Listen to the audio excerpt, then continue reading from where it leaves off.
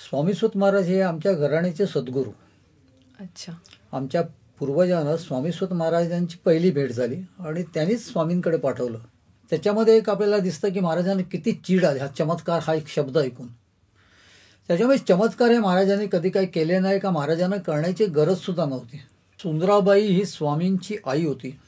सुंदराबाई ही स्वामींची मुलगी होती. त्या महाराजांनी चोळापांना सांगितलेलं, अरे आज तू हिला ठेवतोयस कर, उद्या ती तुझ्या डोक्यावर मिरी वाटेल. एकदम खाष्ट ह्याच्यामध्ये सगळा कंट्रोल तिने महाराजांचा स्वतःकडे घेतला. तर समजा कानफट्या माहिती असतील, स्वामी महाराजांच्या सानिध्यात असायचे, खूप दंगा घालायचे अक्कलकोटमध्ये. पण श्री गुरुदेव दत्त म्हणल्यावरती कानफडे संतापायचा आणि त्या तिथल्या ब्राह्मणांना तो मारहाण करायचा. दुसरे लिहून ठेवायचे स्वामी सुतांच्या सानिध्यामध्ये बापसी काका म्हणून होते. त्यांची सुद्धा खूप अभ्यासू वृत्ती होती. आणि आमचे खापर पणजोबा जे होते ते त्याला चिंतेत होते. जे गेले ते स्वामीसुत महाराज होते. मीच स्वतः प्रत्येक गोष्ट माझ्या बापाला विचारतो, जो अक्कलकोटात बसलेला आहे, तर तू अक्कलकोटला जा, अक्कलकोटला जाऊन त्यांच्याशी काय ते बोल. अक्कलकोट ह्या स्टेशनचं नाव होतं कडपगाव. आणि कडपगाव म्हणजे काय, तर ते पूर्णतः खडकांचं गाव. सेवेकरी कसा असावा किंवा स्वामी महाराजांचा भक्त कसा असावा हा प्रश्न तरी निदान सुंदराबाईने घ्यावा एका बाजूला आणि एका बाजूला बाळप्पाने घेऊया. स्वामी सुतांचा अपमान होऊ शकतो का, आधी हा अगदी सगळ्यात मोठा प्रश्न हा आहे.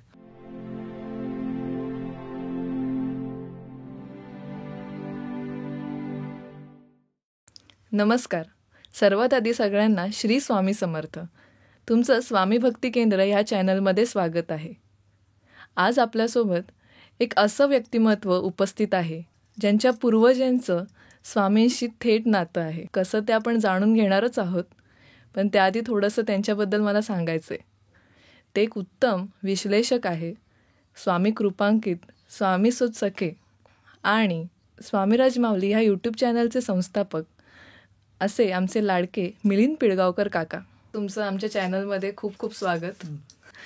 तर तुमचा मी पहिला प्रश्न तुम्हाला विचारू इच्छिते की स्वामी आणि स्वामीसुतांचा तुम्ही हे जे संशोधन करतायत त्याचा प्रवास कसा सुरू झाला, म्हणजे तुम्ही कसं चालू केलं ते संशोधन? प्रवास तसं म्हणायला गेलं त्याला प्रवास म्हणताच येणार नाही, कारण सुरुवातीपासून स्वामी महाराज आणि स्वामीसुत महाराज हे दोन्ही नावं माझ्या कानावरती लहानपणापासून पडलेली आहेत. स्वामीसुत महाराज हे आमच्या घराण्याचे सद्गुरू. अच्छा. आमच्या पूर्वजांना स्वामीसुत महाराजांची पहिली भेट झाली आणि त्यांनीच स्वामींकडे पाठवलं. त्यामुळे स्वामी आणि स्वामीसुत हे आधीपासून होतं. एक उत्कंठा होती की त्यांच्याबद्दल आपण जास्ती माहिती करून घेऊया. आणि जास्ती ती उत्कंठा माझ्यामध्ये निर्माण कधी झाली, माझ्या पहिल्या अक्कलकोटच्या भेटीमध्ये. अक्कलकोटला मी ज्या अगदी सर्वप्रथम जेव्हा गेलो होतो त्यावेळेला महाराजांच्या ज्या वेळेला मी चर्मपादुकांचं मला दर्शन घडलं आणि ते चर्मपादुका बघितल्यावरती मला असं कुठेतरी असं वाटलं की आत्ता कुठे काल परवापर्यंत महाराज होते आणि आहेत. होते मी याच्यासाठी म्हणतो की ते आपल्याला देहधारी आज दिसत नाही आहेत, पण महाराज आहेत हा आपल्याला पदोपदी आपल्याला अनुभवता येत असतो. पण त्या चर्मपादुका बघितल्यावर असं वाटतं की महाराजांनी कालच बहुतेक समाधी घेतली की काय. आणि तेव्हा मला ह्या सगळ्या गोष्टी फार सोप्या वाटल्या, ज्याची मी आधी कल्पना करत असतो की अरे बापरे, जाऊ दे 100 वर्षापाठी कसं काय जायचं, ती माणसं सुद्धा हयात नसतील.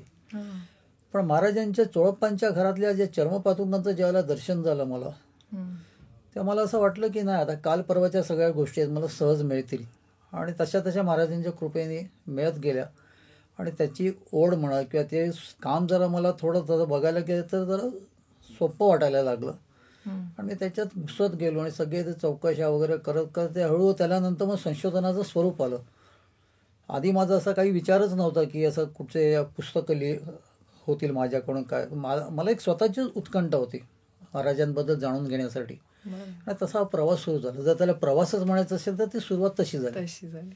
पण तुम्ही जेव्हा आता ते संशोधन करतायत तर तुम्हाला ते कसं, म्हणजे तुम्हाला कुठून हिंट लागते? जसं की तुम्ही स्वामी कृपांकित घराण्यावर पण तुम्ही संशोधन केलेले आहेत, मी तुमचे बरेचसे व्हिडिओज बघितलेले आहेत. तर त्याच्यामध्ये तुम्हाला हिंट कशी लागते? स्वामी तुम्हाला हिंट देतात का? असं हिंट नसते ती. कसं असतं, एक साधारण 80% जे तुम्हाला जे दिसतं ना ते त्याचे कुठे ना कुठे आपल्याला उल्लेख मिळत असतो. बरोबर. सुतावरनं स्वर्ग गाठणं हा थोडक्यात हे असतो. कारण एखादं समजा स्वामी कृपांकित घराणं आहे, तर त्या घराण्यामध्ये आधी वडिलोपार्जित सांगितलं जातं की आपण कसे कृपांकित आहोत. फक्त त्यांचा पत्ता मिळवणं, त्यांचा बरोबर शोध घेणं आणि त्या पलीकडे जाऊन हे सगळे कामच जेव्हा आपली चालत असतात, का काही काही लोक अशी भेटतात की अजिबात आजपर्यंत प्रकाशातच आलेली नाही आहेत. अच्छा. आणि ती भेटत राहतात. आणि मग तेव्हा आपल्याला कळतं आणि तेव्हा आपण काय म्हणतो की मी यांचा शोध लावला वगैरे. तसं आपण काहीच करत नसतो. महाराजांच्या सगळ्या कामामध्ये महाराजच सगळं कळत असतात प्रत्येक वेळेला. पण एखाद्याची नोंदच नाही, कुठेच नोंद नाही आहे. पण ती महाराजांची कृपांकित. सगळंच काय आता फार पूर्वी लिहिलं गेलं नाही आहे, सगळ्याच्या नोंदी नाही आहेत. काही काही गोष्टी अप्रकाशित आहेत अजूनपर्यंत. आणि अशी माणसं आपल्याला ज्यावेळेला एकाचं काम करत असताना साहजिकच स्वामी भक्त सगळे एकत्रच असतात. तर त्याच्यातून अशी काही काही वेळा मिळते माहिती, जे त्याच्यानंतर मग आमच्यासारखे अगदी मोठे अगदी छाती ठोकून सांगतात की हा शोध मी लावला. तर शोध वगैरे नसतो, महाराजच आपल्याला सगळं देत असतात डाटा, आणि ते आपण करत असतो. त्याच्यामुळे मला असा विशेष शोध असा घ्यावा लागत नाही. महाराजांच्या चरित्रातलेच जे उल्लेख असतात ती घराणी शोधणं, त्यांचा एकदा संपर्क झाला का तिथेच महाराज आणखीन काय काय काय काय देत असतात. फक्त एक आवड आणि ओढ जी असायला पाहिजे ती आहे, आणि त्याच्यामुळे सगळं आतापर्यंत मिळत गेलेलं आहे. त्याला नंतर मग संशोधन वगैरे, अभ्यास पूर्ण वगैरे असं आम्ही स्वतःसुद्धा म्हणतो, नाही असं नाही. पण त्याला ते नंतर मग सगळी बिरुडं सगळी चिकटली गेली, संशोधन वगैरे अभ्यास. पण ते सहज होत राहतं महाराजांच्या इच्छेनुसार. हा माझा स्वतःचा अनुभव आहे. आता बरेच आमचे जे स्वामी सेवेकरी आहेत त्यांनी खूप प्रश्न आमच्याजवळ आणलेले आहेत, तर आम्ही तुम्हाला ते विचारणार आहे. नक्की. तर थोडं मी बघते.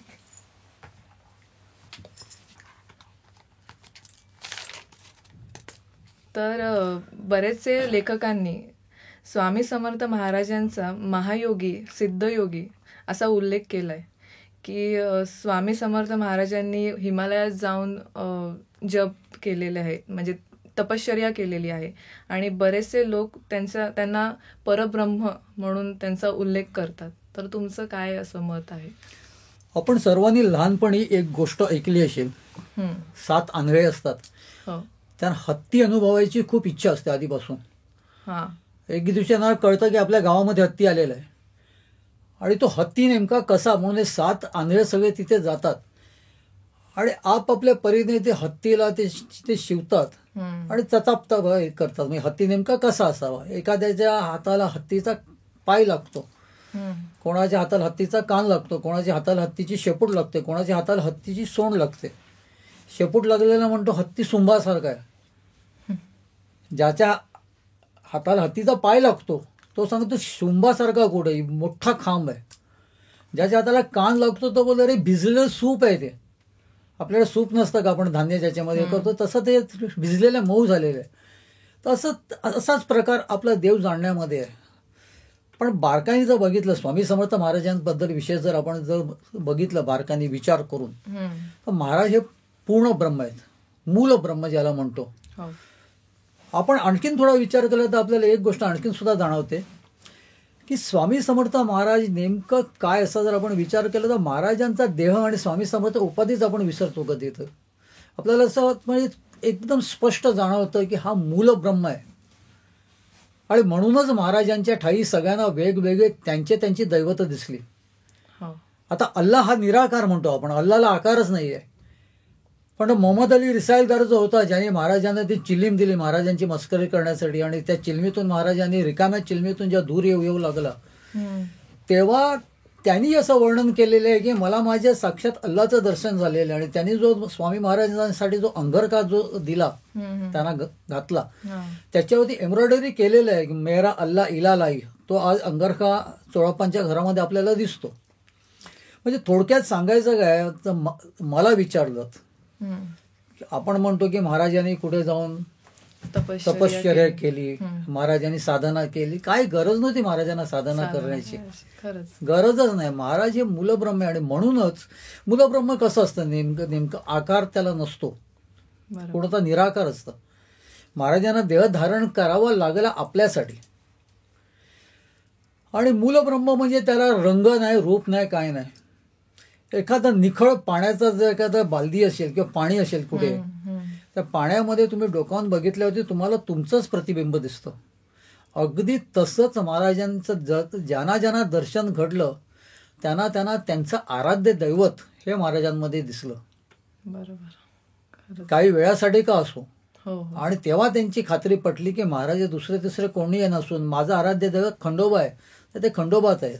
माझं आराध्य दैवत मंगेश आहे तर ते मंगेशाच्या स्वरूपामध्ये मला दर्शन घडलेलं आहे. तर स्वामी समर्थ महाराजांनी कोणाची साधना किंवा कारण ते मूल ब्रह्मदेव सर्व गोष्टीच्या पलीकडे होते. ते त्यांना देहधारण आपल्यासाठी करावं लागलं आणि त्या स्वामी समर्थ ह्या उपाधीपुरते सुद्धा ते मर्यादित नव्हते ना ते त्या देहापुरते मर्यादित होते. म्हणूनच ते आधी सुद्धा होते तेव्हा तर होतेच होते आणि त्याही पलीकडे आज सुद्धा आता आपण बोलतोय तर आपल्या बाजूला बसलेले असतील कुठेतरी ऐकत. असं ते सर्व आहे आणि सर्व ठाई ठाई आहेत. ते प्रत्येक ठिकाणी आहेत. महाराजांना कुठल्या पद्धतीचं काही साधना किंवा उपासना किंवा काय कोणाची करण्याची गरजच नव्हती. खरं. आणि आता दुसरा प्रश्न विचारते. तर बरेच लोक स्वामी समर्थ महाराजांचे केलेले चमत्कार आणि इतर गोष्टींमुळे आकर्षित होतात आणि त्यांची भक्ती करू लागतात. तर मुळात महाराजांच्या एका बखरमध्ये एक पंजाबी ग्रहस्थाची जी एक कथा होती. बरोबर. त्यामध्ये असं समजून येतं की महाराजांना चमत्कार करायला आवडत नव्हते. तर खरंच असं आहे का? म्हणजे चमत्कार करणं वगैरे. चमत्कार हा प्रकारच महाराजांना आवडत नव्हता. हा शब्दच शब्दच नव्हता. पंजाबी ग्रहस्थाला कुठल्या भाषेमध्ये उत्तर दिलेलं आहे तर गोपाळबुवा केळकरांच्या बखरीमध्ये किंवा कुठल्याही स्वामी महाराजांच्या मूळ जी पुस्तकं आहेत आज उपलब्ध चरित्र ज्याला आपण म्हणतो मुळेकरांचं आहे, गोपाळबुवा केळकरांची बखर आहे आणि त्याच्यामध्ये स्पष्ट त्या पंजाबीला कुठल्या भाषेमध्ये उत्तर दिलेलं आहे. त्याच्यामध्ये एक आपल्याला दिसतं की महाराजांनी किती चीड आली हा चमत्कार हा एक शब्द ऐकून. त्याच्यामुळे चमत्कार हे महाराजांनी कधी काही केले नाही का महाराजांना करण्याची गरज सुद्धा नव्हती. आपल्याला जे चमत्कार जे आपल्याला दिसले ते निश्चितच आपल्याला तसं वाटलं कारण आपण सर्वसामान्य प्रापंचिक माणसं आहोत. एखादी गोष्ट होऊच शकत नाही, घडूच शकत नाही, ती महाराज सहज सांगत. मग एखाद्या मुलाचा समजा पाय सडलेला असेल, अगदी सेप्टिक झालाय, लहान मुलगा आहे आणि त्याला त्याचे वडील जेव्हा महाराजांकडे घेऊन आले आणि महाराज सांगतात की समोर तो हत्ती मुततोय, ती माती ओली चिंब घे आणि त्याचा लेप लाव. आता सेप्टिक हा प्रकार असा असतो की त्याच्यामध्ये कुठची धुळीचा कण जरी गेला तरी ते फोफावते ती पूर्ण जखम आणि सगळीच वाट लागते.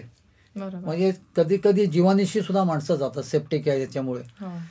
मग अशा वेळेला स्वामी महाराजांनी सांगितलं हत्ती मुतत असलेली ती माती लाव. म्हणजे सगळंच सगळंच आहे ना तिथे जे तुमचं कुठलं सायन्सच येत नाही. पण महाराजांनी सांगितल्या होती त्या मुलाला गुण आला. मग हे एक तुम्हाला एक उदाहरण देतो. अशी कितीतरी उदाहरणं आहेत. मग हा नेमका चमत्कार का? तर नाही, कारण महाराजांना चमत्कार आवडायचे नाहीत. महाराजांना जे समजायचं आणि महाराजांची इच्छा असेल जी प्रत्यक्ष परब्रह्माची इच्छा हा पोर ठीक व्हावा, व्यवस्थित व्हावा, तर महाराज काही सांगायचे, काय पण कर. ते आपल्यासारख्या सामान्याने आज कधी पटणार नाही आणि न पटलेली गोष्ट घडते तेव्हा आपल्याला तो चमत्कार वाटतो. पण नेमकं काय होत असत जर सामान्य माणसाने जर हा विचार केला की नेमकं काय घडत असेल. चमत्कार तर महाराजांना आवडत नव्हते, पण महाराजांकडे चमत्कार घडले तर ते खरोखर चमत्कार घडले का काहीतरी वेगळंच घडलं. हा जर आपण साध्या अगदी नीट व्यवस्थितरित्या विचार केला तर आपल्या लक्षात येतं 100% की महाराज हे मूल ब्रह्म होते, पूर्ण ब्रह्म होते. त्याच्यामुळे त्यांच्या तोंडून एखादा शब्द आला तर सृष्टीतल्या सर्व शक्ती, नुसत्या रिद्धिसिद्धी नाही तर सर्व शक्ती त्यांचा शब्द झेलला जायचा. मग अशा वेळेला असं आपल्याला वाटतं की अरे ही गोष्ट एखादी होऊच शकत नाही, ही कशी काय घडली. आपण ते चमत्कार म्हणून घेतो कारण आपण सामान्य आहोत आणि आपण विचारच करत नाही जास्ती. महाराजांनी दिलेलं आपल्याला जे डोकं आहे ते कधी आपण वापरत नाही. आपण ते चमत्कार म्हणून घेतो, पण तो चमत्कार नसतो. तो चमत्कार नसतो. आपल्याला किती जरी तो चमत्कार वाटला तरी तो चमत्कार नसतो. ते महाराजांना खुद्द स्वतःला सुद्धा चमत्कार शब्द आवडायचा नाही. त्यांचा शब्द जो आहे या ब्रह्मांडातल्या सृष्टीमधल्या सगळ्या शक्ती ज्या आहेत त्या झेलल्या जायचा आणि त्यांचा शब्द झेलून तसा तंतोतंत ते घडलं जायचं. त्याच्यामध्ये कुठचाही चमत्कार नव्हता, त्याच्यामध्ये महाराजांचं फक्त तोंडून आलेलं, कारण ते मूलं ब्रह्म होते, ते हो. परब्रह्म होते, परमेश्वर होते, ते अनादी काळातले होते.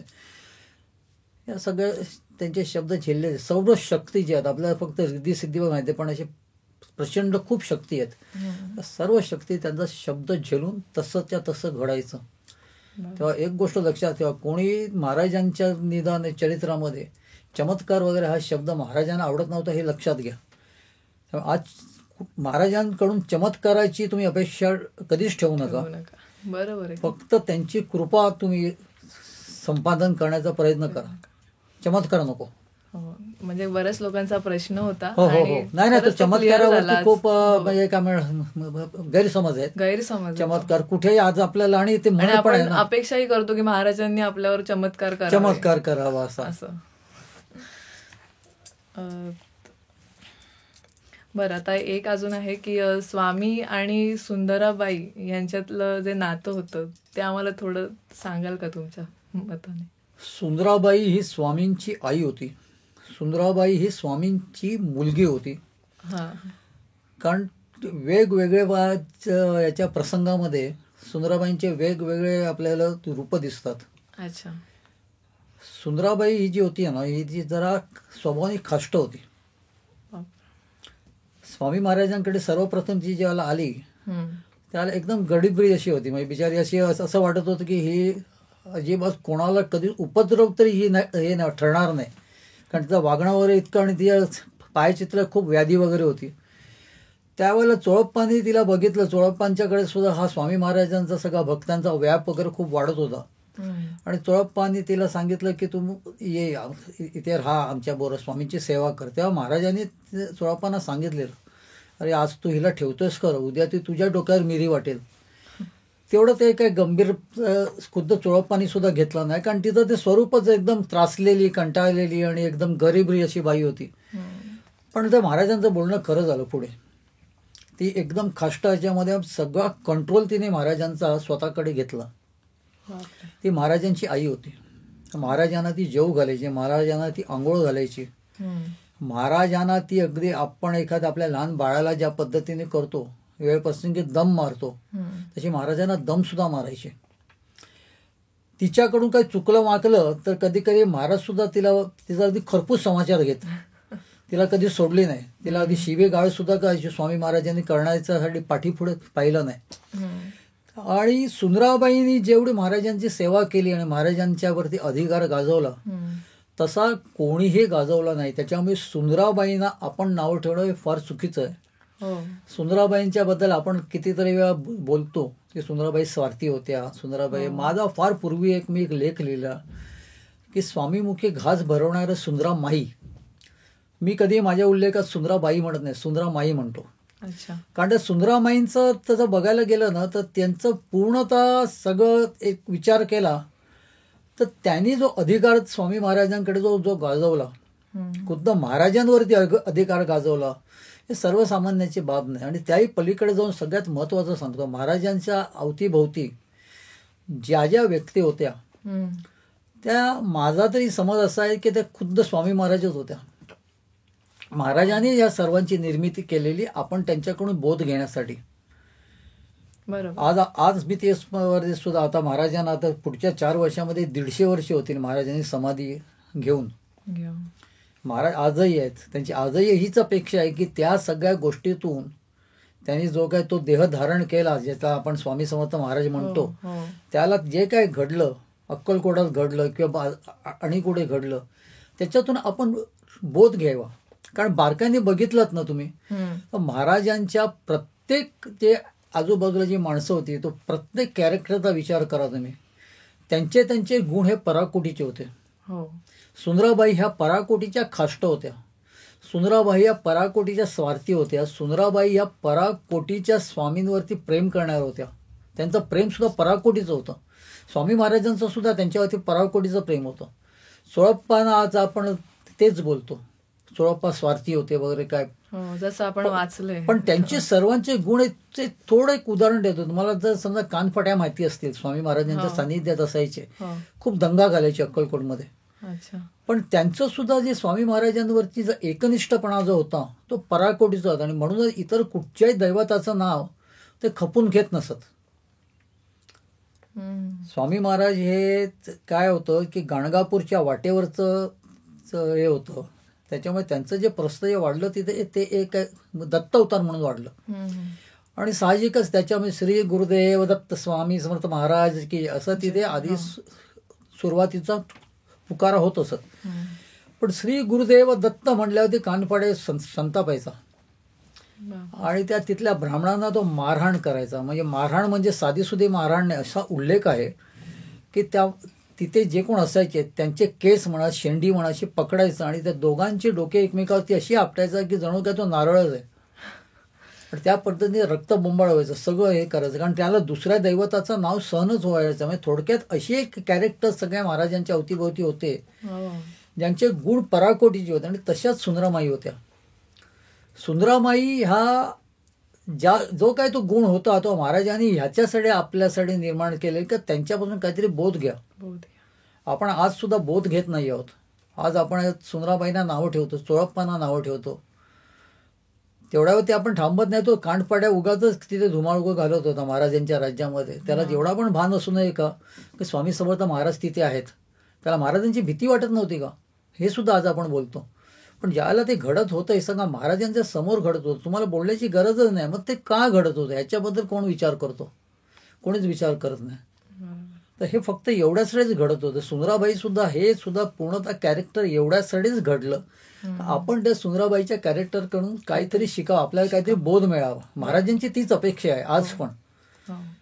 आणि ते जे आजूबाजूला त्यांच्या होते सुंदराबाई चोळप्पा, ते काही सामान्य नव्हते. सामान्य कसे असतील, कारण सामान्य प्रत्येकाचा गुणच पराकोटीचा होता. आज तुम्ही आणि मी जर आपण समजा असं ठरवलं की आपण स्वार्थी व्हायचं, आपण नाही होऊ शकत स्वार्थी तेवढे. हो बरोबर आहे. समजलं, आज मी अगदी किती जरी बलवान असलो तरी मी कानपड्यासारखा नाही होऊ शकत. समजलं का?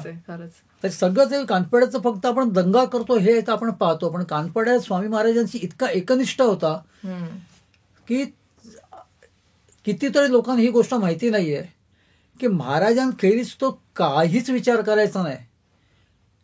त्याचा आहार जो होता त्या महाराजांच्या मलमूत्रावरती त्याचा आहार होता.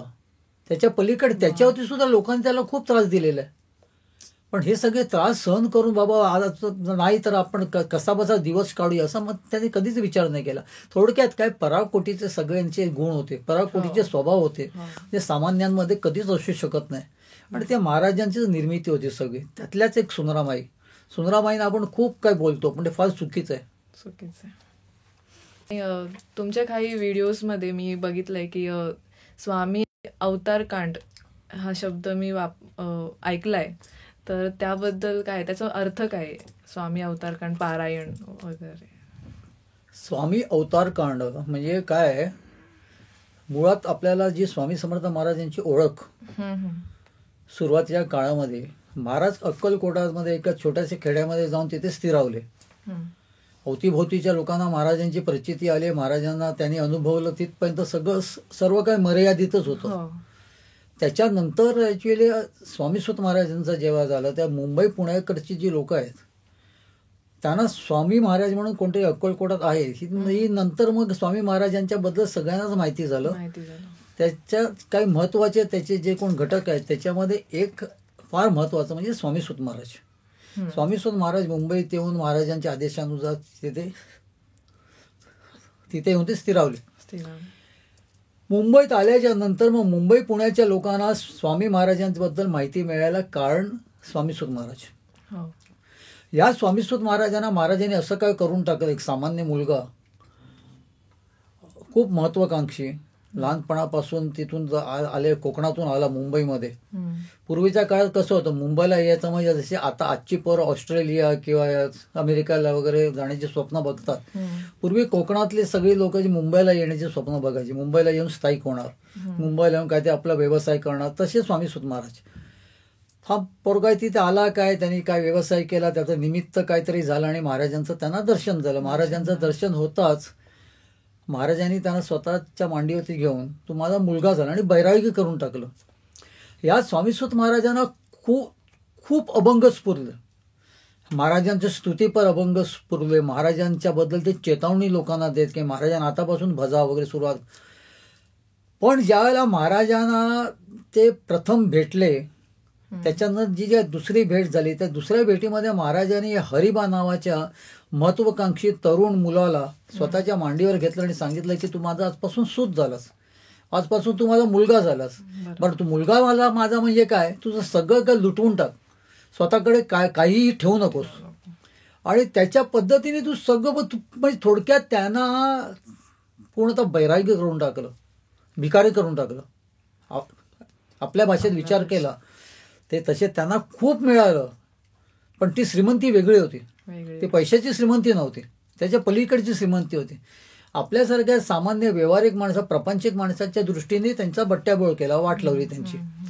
पण त्या ब्रह्मानंद जे काही ते स्वतः भोगत होते, स्वामी सुत महाराज किंवा पूर्वाश्रमीचे हरिबा, त्याच्यात त्यांना भरपूर अभंग स्फुरले आणि त्या अभंगांच्या द्वारे ते महाराजांचे ते संतान साधत. आता हे ज्या वेळेला त्यांना अभंग स्फुरले ना, त्याला त्यांच्या सानिध्यातले काही लोक जे होतात ते कान देऊन त्यांना ऐकायचे आणि ते सगळं टिपून ठेवायचे. त्यांनी स्वतःहून काही लिखाण असं केलं नाही अभंगांचं. आज आपल्याकडे खूप स्वामी सुतांचे अभंग आहेत, ते सगळे असे टिपलेले आहेत कान देऊन. काही अभंग तुमच्या जर बघितलं तर मूळ जे काय मॅन्युस्क्रिप्ट आहे ज्यांनी लिहिलेलं आहे त्याच्यामध्ये एखादी ओळ लिहून त्याच्यानंतर नुसतं डॅश डॅश केलेलं आहे, कारण ते ऐकू आलं नाही नीट व्यवस्थित. आणि महाराजांना कधी विचारण्याचं तशी मुभा नव्हती. मला आता तुम्ही 2 मिनिटापूर्वी काय बोललात, कारण ते स्वामी महाराजांचे संधान साधलेलं असायचं, तेव्हा त्यांना ते सगळं स्फुरायचं आणि हे लोक ते सगळं टिपून ठेवायचे. पण काही गोष्टी स्वामी सुत महाराजांनी लिहून ठेवल्या स्वतःच्या हाताने. त्याच्यामध्ये पहिलं म्हणजे काय तर स्वामींचं सहस्त्रनामावली, स्वामींची 1000 नावं. स्वामी महाराजांची 1000 नामं, त्याला सहस्त्रनामावली म्हणतात. ती स्वामी सुतांनी लिहून ठेवलेली आहे स्वतःच्या हाताने. आणि त्याचबरोबरने स्वामी महाराजांनी स्वामी विजय पुराण म्हणून लिहिलं. आज तुम्ही मला आता अवतारकांड विचारलं, ते स्वामी विजय पुराणाचा भाग आहे तो. स्वामी विजय पुराण म्हणजे काय, हरिबाला जेव्हा महाराजांनी मांडीवरती घेतलं आणि त्या हरिबाना स्वामी महाराजांच्या मांडीवरती त्यांचा कितीतरी जन्मामागचा एक जन्म त्यांना आठवला, त्या जन्माचं त्यांना स्मरण झालं. त्या जन्मामध्ये त्यांचं नाव विजयसिंग होतं. आणि हा विजयसिंग आहे, हा रोज रानामध्ये जायचा. सकाळी उठला का आपली त्याची जी काही न्याहारी झाली, मोठा भाऊ आणि वहिनी त्यांच्याबरोबर राहायचा मुलगा, एक 8-10 वर्षाचा होता तो. आणि तो जेव्हा तिथे जायचा रानामध्ये, तेव्हा तो गणपती बाप्पा बरोबर तिथे गोट्या खेळायचा. एक मोठं वटवृक्ष होतं, त्याच्या खाली गणपती बाप्पाची छोटीशी देवळी होती, आतमध्ये गणपती बाप्पाची मूर्ती होती. आणि त्या गणपती बाप्पा बरोबर तो गोट्या खेळता खेळता तो स्वतःवरतीच डाव घ्यायचा. आताच पण आपण बघतो लहान लहान मुलं जेव्हा ते एकत्र खेळतात, बॅटिंग ही सगळ्यांनाच पाहिजे असते, कोणी आऊट झालेलं कोणाचं मान्य नसतं. तर त्या पद्धतीने लहान मुलाच्या स्वभावानुसार तो पण होता. पण एक दिवशी त्याला लहर येते आणि सगळ्या गोट्या तो महाराजांचा म्हणजे सगळ्या गोट्यात तो त्या गणपती बाप्पांच्या पुढ्यात टाकतो आणि सांगतो, बाप्पा आता तुझा डाव. तो प्रत्यक्ष खेळत असतो, भले स्वतःवरती डाव घेऊन खेळत असतो, पण जेव्हा बाप्पावरती जेव्हा डाव येतो तेव्हा बाप्पाला तिथे प्रगट होणं भाग पडतं. आणि तेव्हा बाप्पा जिथे प्रगटतात तेच सगळं स्वामी महाराजांच्या मांडीवरती बसून त्यांचा पूर्वजन्मातला एक जन्म ते अनुभवत असतात. आणि हा वृत्तांत जो आहे महाराजांचा प्रगट, म्हणजे जे आता कलियुगात जे गणपती बाप्पा जे प्रगट झाले ते स्वामी समर्थ महाराज म्हणून. त्यांना आपण स्वामी समर्थ महाराज कितीतरी वर्षानंतर आपण त्यांना उपाधी दिली अक्कलकोटला आल्यावरती. त्याच्या अगोदर त्यांना आपण वेगवेगळ्या नावाने आपण हे केलेलं आहे, वेडा बुवा म्हटलेलं आहे, नुसतं बुवा म्हटलं आहे. त्यांच्या अंगावरती कपडे नसायचे, दिगंबर अवस्थेत असायचे, म्हणून काही ठिकाणी त्यांना आपण दिगंबर बुवा म्हटलंय. पण आता आपण स्वामी समर्थ महाराजा विषय घेऊन आलेलो आहे, कारण आपले जास्ती महाराज आपल्याला प्रचलित झाले अक्कलकोटामध्ये. तसंच अक्कलकोटातच उलगडा झाला की महाराज कसे प्रगटले ते स्वामी सुतांना झाला. आणि हा जो पूर्ण वृत्तांत जो आहे हा अवतारकांड, खरं तर ते स्वामी विजय पुराण म्हणून जी 3 अध्यायाचं आहे. म्हणजे महाराज जे आहे ते प्रगट होण्याची आधी काय परिस्थिती होती ती, त्याच्यानं महाराज कसे प्रगट झाले हा दुसरा अध्याय. आणि तिसरा अध्याय महाराज प्रगट झाल्याच्या नंतर स्वामी सुतांचं आणि महाराजांचं जे काही संभाषण आहे, जे आपण गोपाळबुवा केळकरांच्या याच्यामध्ये फक्त एवढंच आपण वाचतो की मध्यरात्री स्वामी महाराज उठले आणि स्वामी महाराजांच्या बरोबर काहीतरी बोलत होते, जे कोणालाच ऐकू आलं नाही काय बोलत होते नेमकं. हा सगळा वृत्तांत हा स्वामी विजय पुराणमध्ये आहे. आपण विशेष करून अवतारकांड का करतो, कारण त्याच्यामध्ये आपल्याला जास्ती उत्कंठा किंवा जास्ती आपला इंटरेस्ट स्वामी कसे प्रगट झाले त्याच्यावरती, आणि त्याच्यावरतीच हे संबंध अवतारकांड आहे. 527 ओव्यांचं ते अवतारकांड. त्याच्यामध्ये हा छोटा विजय सिंग हा रानात जाऊन ते गोट्या खेळतो आणि मग ते सगळं जे काय घडतं आणि मोठा वादळ येतं आणि ती जिथे विजय सिंग उभा असतो, आज बाप्पा तुझा डाव असं सांगून दोन्ही कमरेवरती हात घेऊन उभा असतो ह्याच्यासाठी का त्याला खात्री असते की बाप्पाकडे आपण डाव दिल्यावरती बाप्पा तर गोट्या खेळायला आपल्याबरोबर येणार आहे. आणि तो बाप्पाची ते वाट बघत असतो आणि बाप्पा येतो तो कसा असतो की जिथे तो उभा आहे आणि जिथे गणपती बाप्पांची जिथे मूर्ती आहे त्याच्या मध्ये बरोबर धरणी आहे ती दुभंगते. आपण आपल्या सायन्समध्ये विज्ञानामध्ये जी बिग बँग थिअरी जी आपण म्हणतो ती दुसरी कुठलीच नव्हती ही आहे. कारण बिग बँग थिअरीमध्ये सुद्धा ज्याला आपण ओम म्हणतो त्याला ओम म्हणतात. पहिला सृष्टीतला आवाज हा जगावरती सगळी त्याला जी मान्यता जी आहे ते बिग बँग थिअरी, आणि तो आवाज एकच आहे ओम, आणि तोच ओंकार प्रगटलेला आहे महाराजांच्या स्वरूपामध्ये. तर ते अवतारकांड म्हणजे थोडक्यात काय महाराजांचा अवतार कसा झाला, जे हरिबाना स्वामींच्या मांडीवर बसलेले असताना स्फुरलं. मांडीवरून खाली उतरताच ते स्वामीसूत म्हणून उतरले. ते स्वामीसूत झाले होते, ते हरिबा राहिलेलेच नव्हते. म्हणून त्या स्वामीसूत महाराजांनी नंतर मग पुढे त्यांना जे स्फुरलेलं, त्यांना जे आठवलं तिथे त्याचा वृत्तांत लिहिला. त्याचं नाव स्वामी विजय पुराण. त्याचा मधला जो अध्याय आहे 527 ओव्यांचा, जो आज आपण डोक्यावरती घेऊन नाचतो, कारण त्याच्यामध्ये स्वामी महाराज प्रगटलेले आहे. बाकीचं आपल्याला जास्त इंटरेस्टच नाहीये. त्यामुळे त्याला आपण बोलतो अवतारकांड. मधल्या अध्यायाला खुद्द स्वामीसूत महाराजांनी सांगितलेलं आहे की हा अवतारकांड आहे. तो अवतारकांड 527 ओव्यांचा स्वामीचा प्रगट लिहिलेचा संपूर्ण वृत्तांत. ह्याच्याशीच कनेक्टेड मी एक प्रश्न विचारते तुम्हाला की आता आम्ही असे पहिलेही 2 व्हिडिओज बनवलेले आहेत या विषयावर. स्वामी नक्की कुठे प्रगट झाले, खेडी ग्राममधून का कर्दळी वनातून? कसं आहे की आपण आता आम्ही जे संशोधन करतो किंवा एखादं गोष्टीचा शोध घेतो त्याला तिथे आपण काय जास्ती आपला भर कुठे असतो, प्रमाण कुठे आहे, बरोबर, त्याची नोंद कुठे आहे. तर नोंदीनुसार आपल्याला एकच दिसतं की स्वामीसूत महाराजांनी प्रत्येक गोष्ट जी सांगितलेली आहेत, म्हणजे ज्यावेळेला अक्कलकोटमध्ये येऊन त्यांनी ज्यावेळेला स्वामी जयंती साजरी केली, अगदी हमालाच्या डोक्यावरती ती भली मोठी टोपली देऊन त्याच्यामध्ये भगर आणि खजूर वगैरे ठेवलेले आणि सगळ्यांच्या ओंजळी भरून भरून सगळ्यांना ते देत होते आणि सांगत होते की आज माझ्या बापाची जयंती आहे, ती साजरी करा, त्याचा उपास करा, आजचा दिवस उपासाचा आहे वगैरे. आणि त्याच्यानंतर महाराज कसे प्रगटले ते गोटी खेळ वगैरे सुद्धा त्या अभंगातून ते जेव्हा सांगत होते स्वामीसूत महाराज, त्यावेळेला हे सगळं बघून स्वामी महाराजांच्या बरोबर अक्कलकोटमध्ये एक सेवेकरी होत्या बाई, जशा सुंदराबाई होत्या ना तशी आणखीन एक बाई होत्या, आणखीन काही बायका होत्या. त्याच्यातली एक बाई होती, तिचं नाव शिवबाई सरदेशमुख, शिवबाई देशमुख. या शिवबाई देशमुखांनी स्वामी महाराजांना विचारलं, ओ महाराज तुम्ही ह्याला आपला स्वतःचं सूत म्हणून काय म्हटलंय आणि हा काय करतोय बघा. शिवबाईने विचारलं महाराजांना, महाराज हे काय चाललंय, तुम्ही ह्याला सूत काय म्हटलं, ह्याची कुठपर्यंत मजल गेली आहे बघा. हा आज सांगतोय आपल्याला की तुम्ही कसे प्रगटलेत आणि तुम्ही ते चुपचाप ऐकतायत. त्याला शिवबाईला स्वामी महाराजांनी एक शिवी हासळली आणि सांगितलं की गप राहतो, माझा लग्नाचा सोहळा आहे. म्हणजे थोडक्यात काय की स्वामीसूत महाराजांनी जे काय सांगितलं त्याच्यावरती स्वामी महाराजांनी शिक्कामोर्तब केलेलं आहे. महाराज कसे प्रगटले ते अभंगातून स्वामीसूत महाराज सांगत होते. आज स्वामी महाराजांची जयंती आहे, माझ्या बापाची जयंती आहे, ती साजरी करा, तो दिवस उपास ठेवा.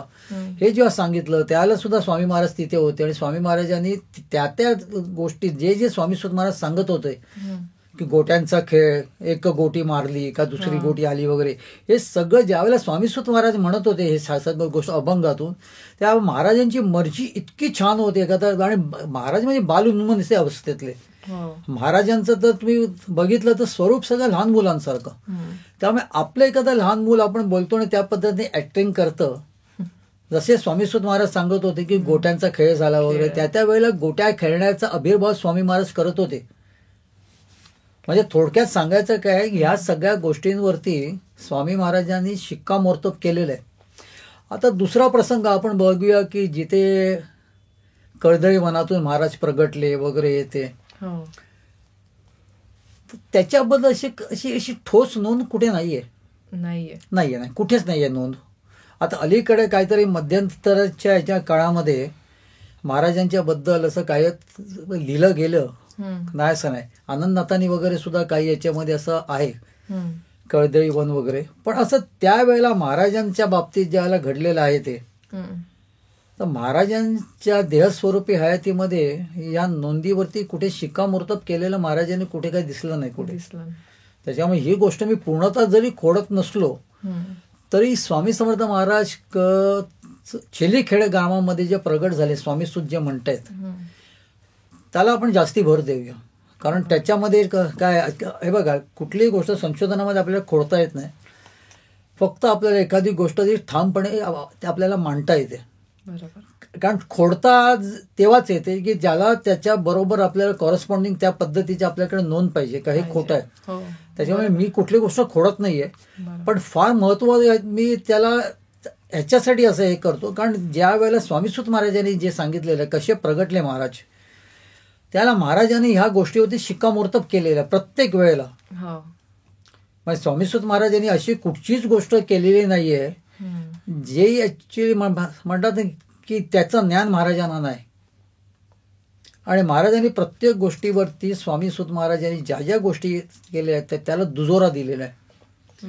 त्यामुळे आपल्याकडे हातामध्ये आपल्या डोक्यात ज्याला ह्या दोन लीला येतात, एका ठिकाणी कळदळी वनातून प्रगटलेले, आणि कशाला उगाच आपण नरसिंह सरस्वती कळदळीच्या दिशेने गेले, कळदळी वनामध्ये गेलेले कोणी बघितले नाहीत. बरं आहे, म्हणजे तुम्ही आम्हाला थोडं ते क्लिअर केलं. कळदळी वनाच्या दिशेने ते गेले इतकी नोंद आहे आपल्याकडे, बरोबर आहे ना. बरोबर. स्वामी महाराज कळदळी वनाच्या दिशेने तिथून प्रगट झाले ही अशी ठोस नोंद नाहीये कुठे. म्हणून त्याबद्दल स्वामीसुत महाराज जे म्हणतात त्याच्यावरती महाराजांनी शिक्कामोर्तब केलेलं आहे. कुठच्या गोष्टीचा महाराजांनी आक्षेप घेतलेला नाहीये. म्हणून आपण जे स्वामीसुतांनी जे सांगितलेले आहे ती प्रगटलेल्याला आपण जास्ती ग्राह्य धरतो. तर आमच्या काही व्हिडिओजमध्ये काही असे कमेंट्स आलेत की स्वामींना म्हणजे कुठलाही महापुरुष असो किंवा कोणी परब्रह्म असो त्यांना आई असतेच, आई नाही असं नाही. तर तुम्ही काय म्हणू शकता, स्वामींना आई होती का असं? आनंदनाथ महाराजांचं आत्मबोध गीता म्हणून त्यांचं एक आहे, अगदी 18 अध्यायाचं, अगदी छोटे छोटे अध्याय. त्याच्यामध्ये ते स्वामींना प्रश्न विचारतात आणि स्वामी त्यांचं शंका निरसन करतात. बरोबर. हे आनंदनाथ महाराजांचं आहे. आनंदनाथ महाराज हे सुद्धा स्वामींच्या संप्रदायामधले एक थोर विभूती आहे.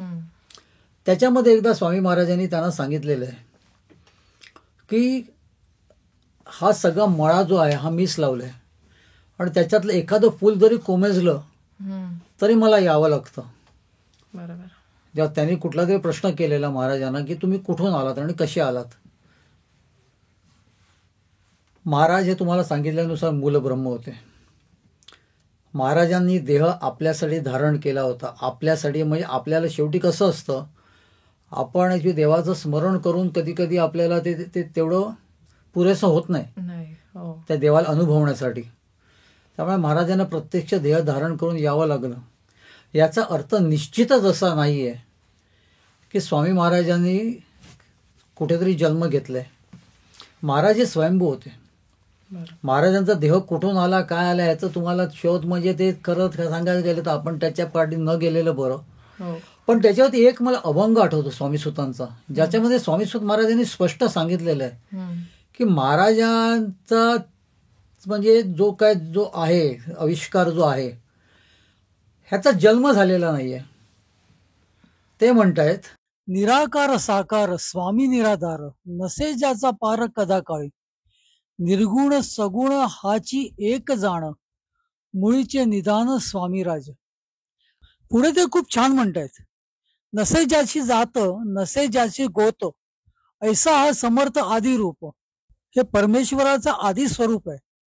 नव्हे हा स्वदेज, नव्हे हा उद्विज, अणुरज व्यापक हा, नव्हे हा अंडज, नव्हे हा जारज, ऐसा स्वामीराज अनादी सिद्ध.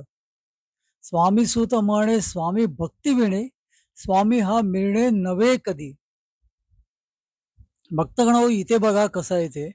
स्वामीसुत महाराजांनी नव्हे हा स्वदेज म्हटलेलं आहे. स्वदेज म्हणजे ज्याची घामापासून उत्पत्ती होते तो स्वदेज, आणि उद्विज म्हणजे ज्याची पाण्यात उत्पत्ती होते. स्वामी महाराज ना घामापासून त्यांची उत्पत्ती आहे, ना त्यांची पाण्यात उत्पत्ती आहे. नवे हो अंडज, नवे हो जारज. आता इथे आणखीन ते सांगतायत. ते म्हणताय की स्वामी महाराजांची उत्पत्ती जी आहे ती अंड्यापासून सुद्धा नाहीये, आणि जारज म्हणजे मैथुनातून सुद्धा त्यांची उत्पत्ती झालेली नाहीये. मग त्यांना आई वडील कसे असतील? गुरुदेव श्री स्वामीसुत महाराजांना त्यांची प्रगट लीला जशी उमगली तसेच ते स्वयंभू आहेत.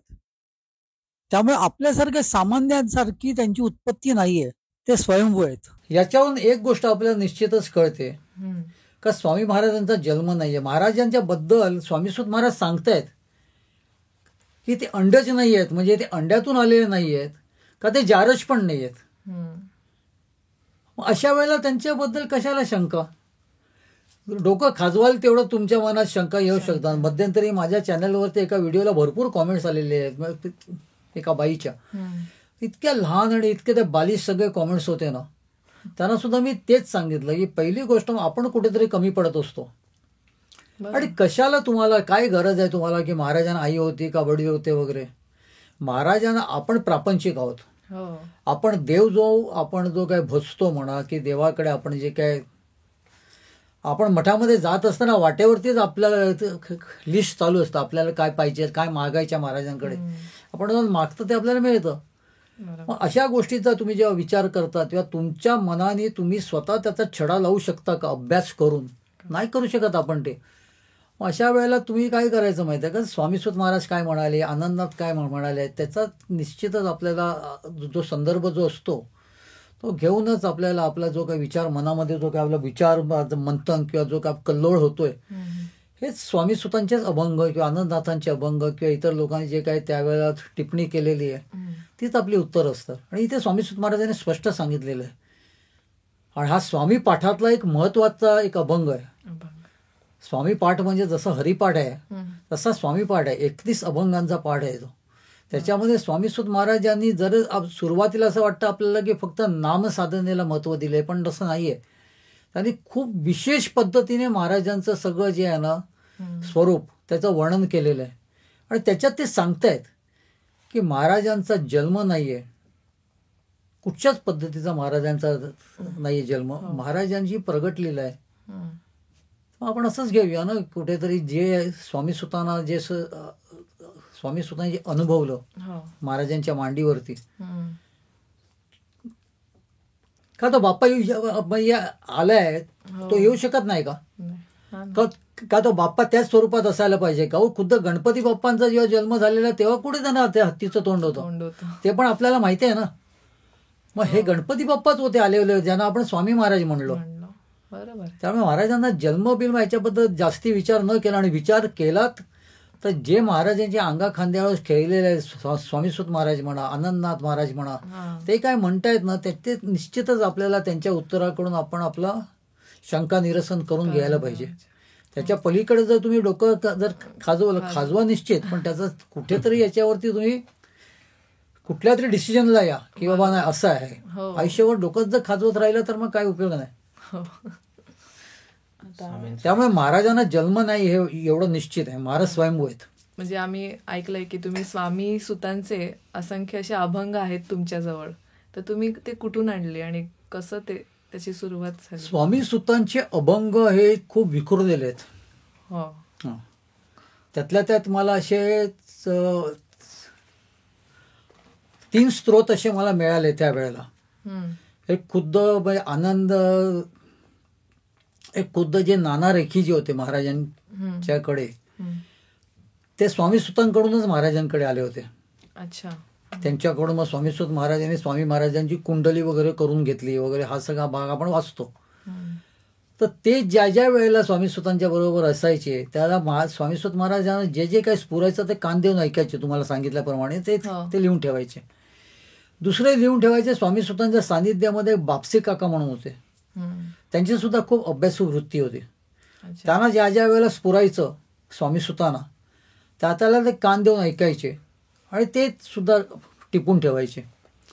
आणि हा सगळा जो काही ठेवा जो होता त्याच्यातला काही ठेवा जो आहे, म्हणजे मला वाटतं बापसी काकांचा म्हणा किंवा काय, आणि माझे पणजोबा होते हम्म. बॅरिस्टर पेळगावकर म्हणून. हम्म. तर बॅरिस्टर पेळगावकरांना सुद्धा स्वामी सुतांचा खूप छंद होता. सद्गुरूच होते ते त्यांचे. हो, हो. आमचे पूर्ण आमच्या कुटुंबाचे सद्गुरू स्वामी सुत महाराज. हो. तर त्याच्यामुळे ते सुद्धा सेवेला असायचे. त्याने सुद्धा काय काय गोष्टी टिपून ठेवलेल्या. त्याने सुद्धा स्वामी सुत महाराजांबद्दल भरपूर ॲक्च्युली त्यांचं वर्णन केलेलं आहे, लिखाण करून ठेवलेलं आहे. का ते कसे वागायचे, कसे असायचे, ते कशी त्यांची साधना चालायची, कसे ते एकदम अचानक आहे आपल्याशी बोलता बोलता एकदम स्वामींची त्यांचं संधान जोडलं जायचं वगैरे. या सगळ्या गोष्टी खुद्द बॅरिस्टर पेळगावकरनी म्हणजे माझ्या पणजोबाने सुद्धा काय काय गोष्टी लिहून ठेवलेल्या आहेत. हो. ही सगळी गोष्टी जेव्हा एकत्र झाल्या त्याला एक स्वामी समर्थांच्या स्वामी सुत महाराजांची एक अभंग गाथा निर्माण झाली. आणि ते 2019 साली स्वामी सुतांच्या अवतारकांडासहित हम्म. आम्ही ते प्रकाशित केले. जे जे काय उपलब्ध होतं स्वामी सुत महाराजांचं वाङ्मय म्हणा तुम्ही, हम्म. ते सगळं आम्ही एकत्र त्यावेळेला केलं. पण हे इतकं म्हणतो ना आपण वास्ट आहे आणि इतकं ते आहे तर सगळीकडे पूर्णतः ते आमचं 2019 साली हम्म. आम्ही ती गाथा प्रकाशन केल्याच्या नंतर अजून आम्हाला काय काय गोष्टी अशा मिळत आहेत की ज्या गाथेमध्ये नव्हत्या. बरोबर.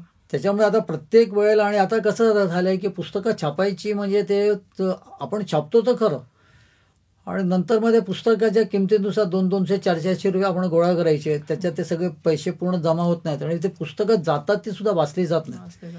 आणि म्हणून हे सगळं युट्यूबला वगैरे झालं. तर आता ही निश्चित अशी जी गाथा जी आहे ही आपण ऑडिओ बुकमध्ये आपण करणार आहोत. अच्छा. आणि आता जसं त्याचं जे पुढचं जे एडिशन जे आहे ते तुम्ही सर्व याच्यातले सगळे अभंग जे आहेत या स्वामी सुतांचं संपूर्ण वाङ्मय हो. तुम्हाला ऐकायला मिळणार. आता ते आमचं छान, सगळं चालू आहे आता सध्या प्रोसेस ती, आणि त्याच्या हिशोबाने असणार. पण स्वामी सुतांची अभंग हे विखुरलेले आहेत. विखुरलेले. आम्ही जेवढे जमा करू शकलो तेवढे त्यावेळेस आम्ही केले. त्याच्यात आम्हाला स्वामी सुतांची ज्या कन्या आहेत साध्वी सिद्धामाई हम्म. त्यांच्याकडचे काय मिळाले. त्याच्यानंतर त्या सिद्धामाईंच्या बरोबरीने जी कोण लहान लहान मुलं हम्म. त्यांच्याकडून खाऊ मिळतो म्हणून त्यांच्या बरोबरीने भिक्षेला जायचे. अच्छा. त्याच्यातले एक आजोबा नेमके आमच्या शेजारी राहिले होते धैसरला, हो. त्यांच्याकडून आम्हाला काही अभंग मिळाले.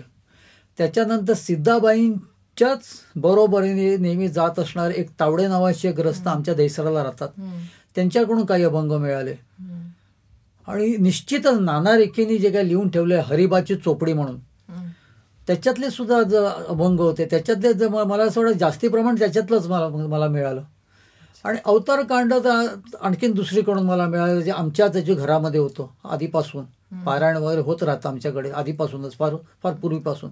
ते अवतारकांड असं करून सगळं आम्ही ते स्वामींची पूर्ण गाथा, स्वामी सुतांची गाथा गाथा. अशी आम्ही त्याला प्रकाशन केली 2019 साली. पण आता जसजसा वेळ जातोय पुढे पुढे तसं आता आम्ही त्या वेळेला आता आपल्या लोकांना काय आवडतं, आता आजच्या स्वामी भक्तांना काय आवडतं सर्वसाधारण, तर त्यांना ऑडिओ बुक्स आवडतात. हम्म. बरोबर. त्यांना ऐकायचं असतं, वाचायचं वाचायचं नसतं. नसतं. तर निश्चितच त्या पद्धतीने आपण प्रत्येकापर्यंत ती गाथा आपण लवकरात लवकर पोहोचवणार आहोत. पण स्त्रोत हा मुळात माझा असा हो. की एका ठिकाणाचा स्त्रोत नाही आहे हा, सर्व ठिकाण, आणि अजूनही तो स्त्रोत येतोय. त्याच्यामुळे आता पुढे जे काही ऑडिओ बुक्सच्या माध्यमातून आपण जेव्हा हीच गाथा आपण जेव्हा पुन्हा प्रकाशन करू त्याला निश्चितच माझ्या छापलेल्या गाथेमध्ये जे काय आहे तर त्याच्यात वाढ होणार आहे. तसंच मी आता सुरुवातीला म्हटलं की तुमच्या पूर्वजांचे संबंध थेट स्वामी महाराजांच्या सोबत होते, तर ते कसे ते आमच्या प्रेक्षकांना थोडं सांगा. काय झालेलं माझे पणजोबा जे तुम्हाला मी म्हटलं, बॅरिस्टर पिळगावकर, हो. त्यांचं लग्न करायचं होतं. हम्म. आणि आमचे खापर पणजोबा जे होते ते त्याला चिंतेत होते, अच्छा. कारण व्यवस्थित त्याचे घराणं मिळणं वगैरे, त्याला फसवाफसवी खूप चालायची हो. लग्नामध्ये. आता नाही चाललं, कारण आता आपण सहज म्हणजे आपल्याला जर समजा आपल्याला समजलं काहीतरी आपल्या मनाच्या विरुद्ध झालेलं आहे किंवा एखादी खोटी गोष्ट झाली तर आपण सहज डायव्हर्स घेतो. हो, तोडून त्याला डायव्हर्स हा प्रकार आहे तसा उच्चारण सुद्धा पाप होतो. पाप होतो खरंच. त्यामुळे तो काळच वेगळा होता. त्याच्यामुळे लग्न हे फार गांभीर्याने घेतलं जायचं, हा विषयच मुळामध्ये. आणि अशा वेळेला प्रश्न असायचा की आपल्याला आलेलं स्थळ हे आपल्याला खरोखर योग्य आहे का, आणि खरं खरं आहे का, जे काय आपण त्यांच्याबद्दल ऐकतोय किंवा सांगितलं जातंय. आणि मुलांची लग्न म्हणजे हा एक मुळात हा विषयच असा असायचा ना की एकदम गंभीर विषय असायचा. तर या सगळ्या चिंतेत ते होते, म्हणजे माझ्या पणजोबांचे वडील खापर पणजोबा. अच्छा. आणि ते त्या चिंतेत असताना ते सगळीकडे चौकशी करत होते किंवा त्यांना कोणीतरी गिरगाव, आम्ही मूळचे गिरगावचे. अच्छा. तर त्या गिरगावामध्ये म्हणजे मुंबईमध्ये त्यांना कोणीतरी सांगितलं, अरे म्हणे तिथे कांदेवाडीत एक आहे कोणते बैरागी आहे आणि खरोखर एकदम सिद्ध बैरागी आहे, तो त्याच्याकडे जाऊन तू बघ काय ते, त्याला विचार. त्या काळामध्ये भोंदूगिरी फार कमी व्हायची, हा. त्याच्यामुळे जो कोण असायचा तो सिद्धच असायचा जास्ती करून. ते जेव्हा त्याच्याकडे जेव्हा गेले ते स्वामी सुत महाराज होते. अच्छा. स्वामी सुत महाराजांनी कधी असं काय स्वतःवरती अधिकार असा म्हणजे स्वतःचा अधिकार कधीच गाजवला नाही. तर त्यांनी त्यांना सांगितलं, अरे बाबा तू आलाच खरा मला विचारायला, पण मला त्याच्यातलं काहीच कळत नाहीये. मीच स्वतः प्रत्येक गोष्ट माझ्या बापाला विचारतो, जो अक्कलकोटात बसलेला आहे. तर तू अक्कलकोटला जा, अक्कलकोटला जाऊन त्यांच्याशी काय ते बोल. आता हे सिद्ध पुरुष असतात, स्वामीसुत म्हणा किंवा कोणी म्हणा, त्यांची परिस्थिती अशी असते ना, त्यांचं एकंदरीत स्वरूपच असं असतं की त्यांनी एखादी गोष्ट तुम्हाला सुचवावी ती आपण गांभीर्यानेच घेतो. तो आपण हुकूमच समजतो, तो कुठे ते आदेशच समजतो. तेव्हा स्वामी सुत महाराजांनी जेव्हा त्यांना सांगितलं की तू अक्कलकोटला जा आणि त्यांच्याशी काय ते बोल, माझा बाप तिथे आहे, तर तेव्हा त्यांच्याकडे दुसरं काय ऑप्शनच नव्हतं, त्यांना अक्कलकोटला जाणं भाग होतं. त्या काळात अक्कलकोटला गाडी जात नव्हती. अक्कलकोट ह्या स्टेशनचं नाव होतं कडपगाव. आणि कडपगाव म्हणजे काय, तर ते पूर्णतः खडकांचं गाव. तिथे सगळ्या कैद्यांना आणलं जायचं आणि खडी फोडायची एक शिक्षा असायची पूर्वी, अजून पण असेल मला माहिती नाही. तर तिथे ती सगळी खडी फोडली जायची आणि तिथे मालगाडी यायची फक्त, फोडलेली खडी जी आहे. त्याच्यानंतर कडपगाव स्टेशनचं आज आपलं जे नाव आपण अक्कलकोट म्हणून हे करतो, अक्कलकोट स्टेशन. अक्कलकोट ह्या पूर्ण राज्याची जी ख्याती झाली ती स्वामी समर्थ महाराजांमुळेच. तर ते अक्कलकोट ह्या गावाला तसं बघायला गेलं तर फारशी अशी स्वतःची आयडेंटिटी नव्हतीच. तर त्यावेळेला ते माझे खापड पणजोबा त्यांच्याकडे गेले, महाराजांकडे काही अशा गोष्टी घडल्या आणि महाराजांकडचा आदेश मिळाला की तू कर, व्यवस्थित कर म्हणून, काय हरकत नाही. म्हणजे ह्या शब्दात महाराज बोलले नाही, पण ते सगळं सांगायला गेलं तर ते खूप लांब होईल. आणि इथे येऊन त्यांनी नंतर मग आपल्या मुलाचं लग्न केलं बॅरिस्टर पिळगावकरचं, आणि तिथपासून आमचं संबंध घराणं आणि त्याच्या आधी सुद्धा ते व्यवस्थित जसं होतं, कुठच्याही पद्धतीची घडी विस्कटली नाही कुठल्याच आमच्या पिढीमध्ये. आणि त्याच्यानंतर मग स्वामी महाराजांकडून सांगितलं गेलं या छोट्या छोट्या गोष्टीसाठी म्हणे तू तिथेच जा, माझ्या मुलालाच विचार काय ते, माझ्या सुताला विचारत जा. आणि तसे आमचे पूर्ण घराण्याचे सद्गुरू स्वामीसुत महाराज झाले. स्वामी महाराज सर आमचं आराध्य दैवत, आमच्या पहिल्या भेटीतच खरंच आराध्यच आमचं हे झालं. आणि ते त्याच्यानंतर मग तसं सगळं घडत गेला. पिढ्यानपिढ्या आम्हाला स्वामी महाराज पोचत आहेत. स्वामीसुत महाराज आमच्याकडे पूर्णतः लक्ष देऊन आहेत, कुठेही आम्ही चुकत नाही आहेत. आणि आम्ही न चुकण्याचं कारणच मुळामध्ये कसं आहे की आमचा पाय कुठे म्हणतात आडवळणीला तिथे सद्गुरू आपला जर व्यवस्थित असेल ना तर हात आपला पकडून आपल्याला तो सगळीकडे आपल्याला घेऊन जात असतो. बरोबर, आपली काळजी तोच घेत असतो. त्यामुळे सद्गुरू स्वामीसुत महाराज आमची पूर्णतः काळजी घेत आहेत, इतरांची सुद्धा घेत आहेत. अगदी त्यांना सद्गुरू म्हणतात आपण मानतोय, त्यांचीच फक्त त्यांच्याकडे लक्ष अशातला भाग नाही आहे. स्वामी म्हणा, स्वामीसुत महाराज म्हणा, हे सूर्यासारखे आहे, तो त्यांचा प्रकाश सर्वत्र पडतोय. बरोबर, सूर्याला तुम्ही माना किंवा नका मानू, सूर्य कधी असा म्हणत नाही किंवा तुम्ही माझे भक्त नाही आहेत, तुमची माझ्यावर श्रद्धा नाही आहे, तर भले मी उगवलो तरी माझा प्रकाश तुमच्यावरती पडणार नाही असं नाहीच आहे. आपण आपल्या अकलेनुसार आपल्या बालबुद्धीनुसार आपण हे सगळं ठरवत असतो की स्वामी आहेत की नाही आहे, का स्वामीने भजायचे की नाही आहे. त्यांना त्याचा फरक नाही पडत. त्यांच्यासाठी आपण सर्व लेकर आहोत. तसेच स्वामी सुत महाराज सुद्धा आहेत आणि तोच आम्हाला आज पिढ्यानपिढ्या अनुभव आलेला आहे. छान. हां, आणि अजून एक प्रश्न. स्वामी सारामृतमध्ये स्वामी सुतांचा जो अपमान केला, त्यांच्या खडावा काढण्यात आला आणि मग ते मुंबईला गेले त्यांचा अपमान झाला म्हणून, आणि त्यानंतर मग त्यांना अक्कलकोट कधीच मग त्यांनी ते पावलंही ठेवलं नाही अक्कलकोटमध्ये. तर त्यामागचं काय नक्की सत्य आहे? आपल्या घरामध्ये आजोबा असतात. हो आपल्या घरामध्ये वादविवाद होतात, भांडणं होतात. हो आपले आजोबा कंटाळतात आणि हे अगदी सर्व ठिकाणी अशा गोष्टी घडतात. हो आजोबा कंटाळून बोलतात, अरे बाबा तुम्ही एवढे भांडतायत आहेत ना, मला आता इथे राहावंसं वाटत नाही, मी इथून निघून जातो. आणि मग आपण सगळे त्याला शांत बसतो. न जाणो जर आपल्या आजोबांना राग आला तर ते घड सोडून गेले तर. असाच काहीसा प्रकार इथे सुद्धा आहे. अच्छा. स्वामीसुत महाराजांचं दर्शन घडताच ते देहभान विसरून जायचे. जिथे देहाचंच भान नाही त्या देहावरती काय आहे त्याचं भान कसं असणार. आणि एकदा असाच प्रसंग घडला. महाराजांचं त्यांना दर्शन नुसतं घडलं आणि ते देहभान विसरून गेले आणि एक अभंग गाऊ लागले. त्यावेळेला नेमकं त्यांच्या पायामध्ये खडावा होत्या आणि त्या खडावांचा आवाज एवढा होऊ लागला, कारण स्वामीसुत महाराज अभंग नुसतं बोलायचे नाहीत तर त्या पद्धतीने त्या लहान मुलांसारखे स्वामींपुढे नाचायचे. आणि ते नाचत असताना खडावाचा आवाज झाला, तिथे सर्वांचं लक्ष गेलं आणि तिथे लक्ष गेल्यावरती त्यांना सगळ्यांना ती संधी मिळाली, कारण स्वामी सुतांच्या बद्दल द्वेष खूप होता. आणि ते साहजिक आहे. म्हणजे आता मी जर ॲक्च्युली आज स्वामींच्या सान्निध्यामध्ये 10-12 वर्षे आहे आणि काल परवा कोणतरी एखादा तरुण मुलगा येतो आणि तो महाराज सरळ त्या मांडीवर घेऊन तू माझं सूत आहे सांगतायत, तर त्याचं मला काहीतरी वाटणारच ना, वाईट वाटणार. अरे मी आज तुमच्याबरोबर 10-12 वर्षे आहे, तुम्हाला साधं ॲक्च्युली सूत जर करायचं असेल तर मग मला करायचं होतं ना. तर अशा पद्धतीचा द्वेष त्यांच्यावरती होता. त्यामुळे स्वामीसूत शक्यतो अक्कलकोटात महाराजांच्या समोर येऊ नये अशी सर्वांची इच्छा होती, लांबच असावी. आणि स्वामीसूत महाराज सुद्धा सकाळी जर दर्शन घेतलं का मुरलीधर मंदिरामध्ये जाऊन स्वामी महाराजांचं स्मरण करायचे. पण ह्या दिवशी काय झालं की महाराजांसमोर ते आल्या ते पायातल्या खडावा सक्कट ते नाचू लागले. आणि तेव्हा लोकांनी ती एक संधी घेतली आणि त्यातले काही लोक उठले आणि स्वामीसूत महाराजांना त्यांनी अक्षरशः धक्काबुक्की केली, पायातल्या खडावा काढून फेकून दिले. आणि त्याच्यातले काही लोक ते स्वामी महाराजांकडे येऊन सगळी त्यांची तक्रार करू लागले. बघा म्हणे, तुम्हाला किती दिवस आम्ही सांगतोय, तुम्ही कोणालाही सूत वगैरे तुम्ही करता. ह्याची आज इथपर्यंत मजल केली की पायात खडावा घालून तो तुमच्या पुढे नाचू लागला. तर हे चुकीचंच आहे. का तुम्ही असं एवढी सहन करता? आणि आम्ही तुम्हाला एवढी वर्ष सांगतोय, तुम्ही ऐकत का नाही?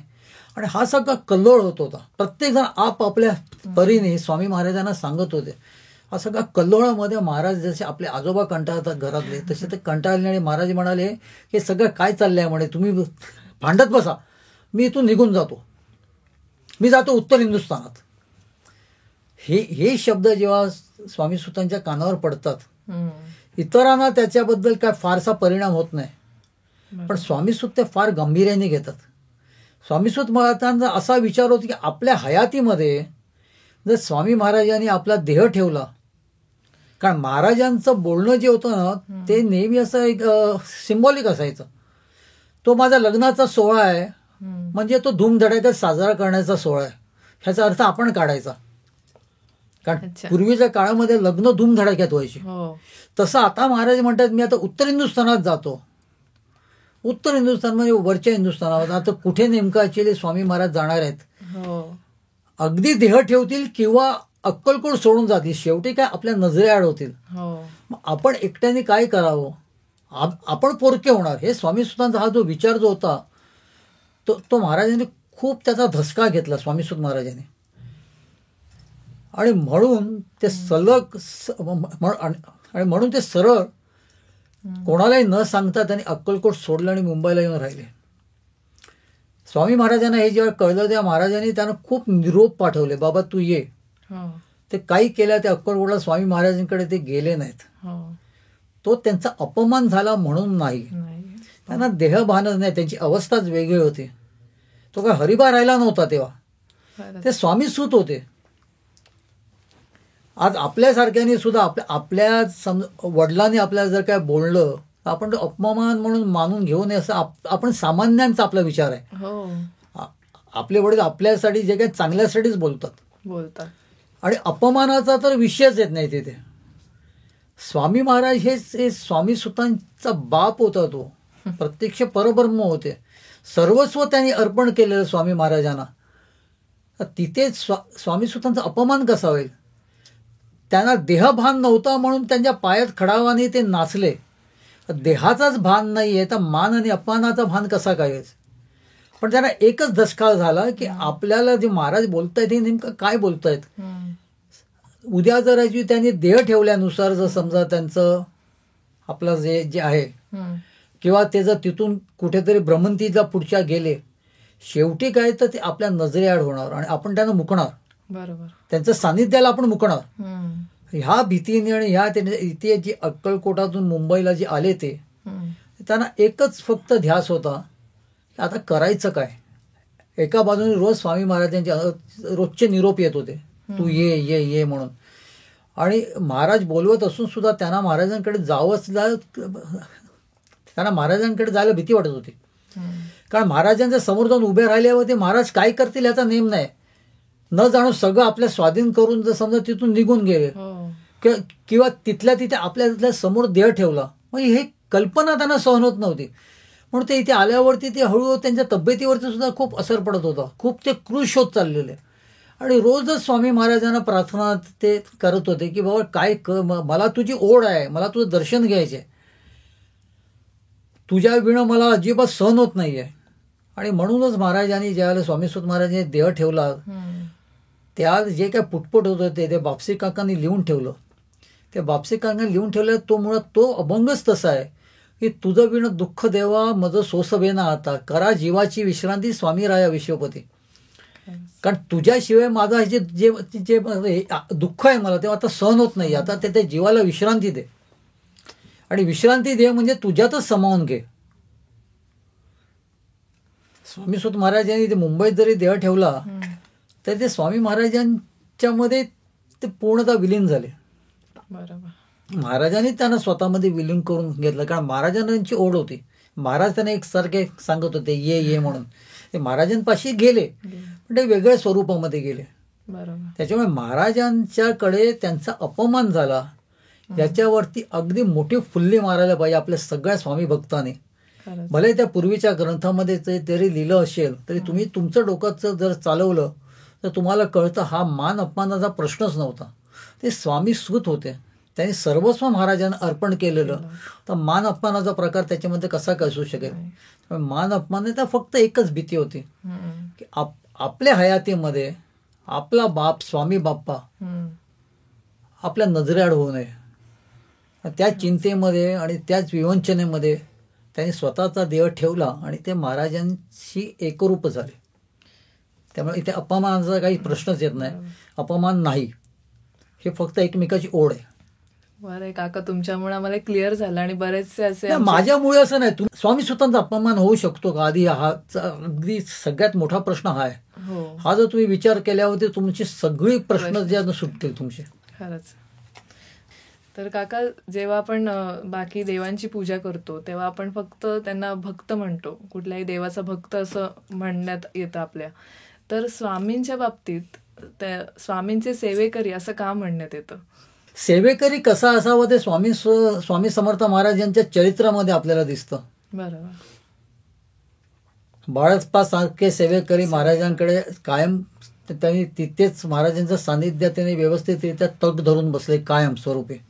स्वामी समर्थ महाराजांनी देह ठेवते वेळे बाळप्पांना सांगितलं की ह्याच्या पुढे तू माझे जे सगळं व्यवस्थितरित्या पुढे ठेव. त्यांच्या हातामध्ये एक घालण्यासाठी अंगठी सुद्धा त्यांनी दिली की हा शिक्का तुझ्याकडे कायम राहावा. अच्छा. आणि एका बाजूला आपण पाहतोय की सुंदराबाई सुद्धा होत्या.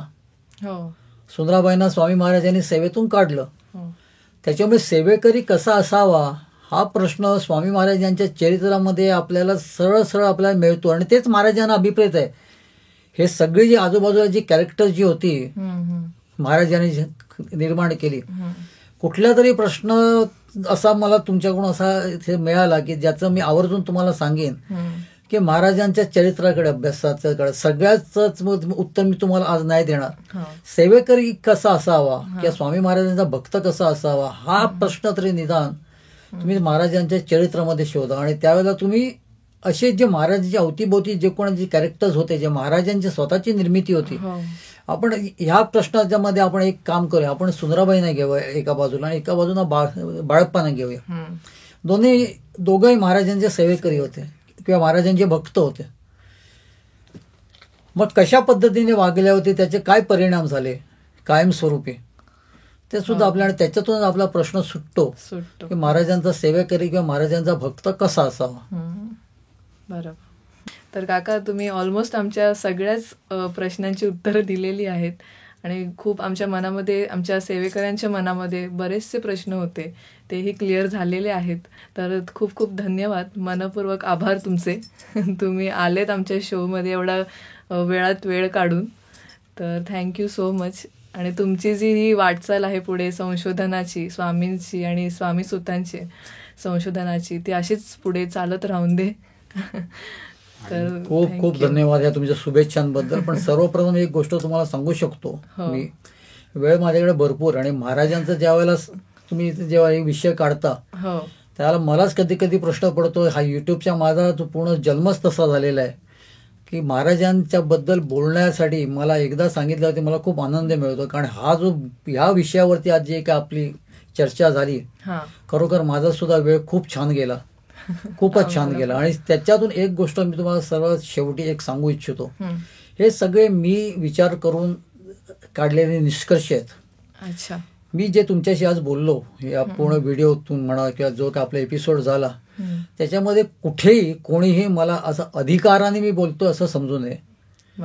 हे माझ्या विचाराने मी विचार केले गेले, डोकं खाजवलेलं, आणि त्याच्यातून जे काही निष्कर्ष, जे कन्क्लुजन माझ्याकडे आलेले आहेत तेच फक्त मी तुमच्यापर्यंत पोहोचवलेले आहेत. तुमच्यामुळे आम्हाला बऱ्याच गोष्टी कळाल्या आणि तुम्ही जी एवढी माहिती दिली आम्हाला, ते पुस्तकांमध्ये असेल नसेल माहिती नाही, पण तुम्ही जी होती माहिती दिली ती खूप वेगळी होती आणि त्याच्यामुळे आमचे बरेचसे असे प्रश्न सुटले. तर त्याबद्दल धन्यवाद. खूप खूप धन्यवाद. खूप छान वाटलं तुमच्याबरोबर. थँक्यू. तुमच्या सुद्धा चॅनलला खूप खूप शुभेच्छा. असाच तुमचा चॅनलची नेहमी भरभराट होत राहू.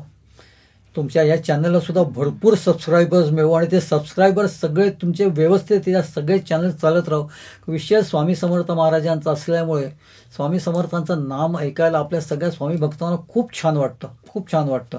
आणि खरोखर या महाराजांचे असे काही चॅनल्स जे आहेत त्याच्यामध्ये कुठच्याही पद्धतीचा भंपकपणा नाही, कुठच्याही पद्धतीचं असं म्हणतात ना आपण काल्पनिक नाही. तर असे चॅनल्स खरोखर सर्व स्वामी भक्तांनी पाहावं आणि तसंच मला हा चॅनल निश्चित तसाच वाटतोय. आणि तसंच आपल्या मिलिंद काकांचं चॅनल आहे, यूट्यूब चॅनल श्री स्वामीराज माऊली, ह्या चॅनलला सुद्धा सबस्क्राईब करा.